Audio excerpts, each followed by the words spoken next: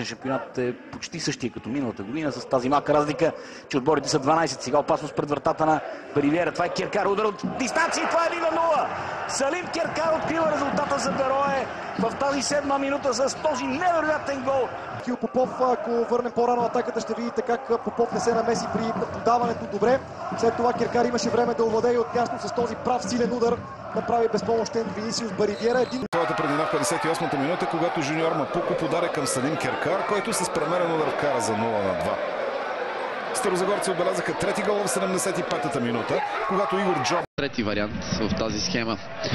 Четирима футболисти в бяло атакуват. Чудесно подаване и това е страхотен шанс, който се открива пред Берое. Резултатът вече е 0-1. Берое открива 22-та минута благодарение на чудесната си коридор. Пусна тук Елеш да Силва за Салим Керкар и французина с алжирски произход погледна вратата и на второ до... Зелените излязоха напред в резултата в 19-та минута, когато Венци Христов получи топката по десния фланг, премина през трима бранители в бяло и рейдът му завърши с хитър извеждащ пас към Салим Керкар, който се измъгна зад защитата и отблизо бе безпогрешен, преодолявайки Георги Петков за 0-1. Джоман изключително активен и Георги Костадинов, разбира се, простете, и тъкмо техните добри действия в халфовата линия правят така, че битката в средата на терена да бъде печелена от Берое и шансовете за старозагорци като този да продължават да идват. Това ще бъде 2-0. Каква техника само!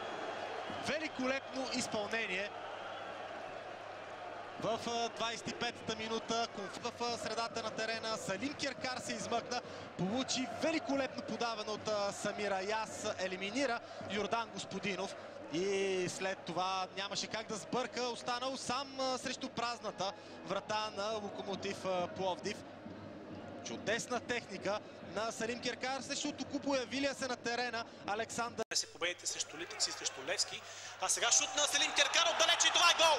Берое повежда в 10-та минута. Салим Керкар се разписва. Берое, преди да реши да нанесе изстрела.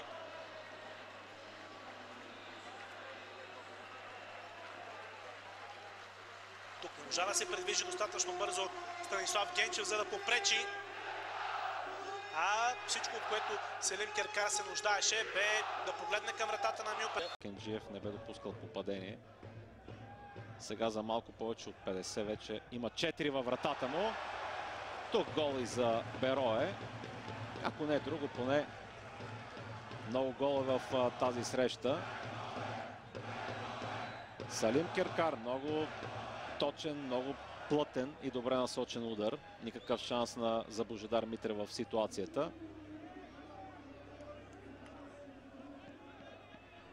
Когато Керкар получи топката в подобна зона и не е достатъчно добре покрит, обикновено ударите му носят неприятности за противниковият отбор.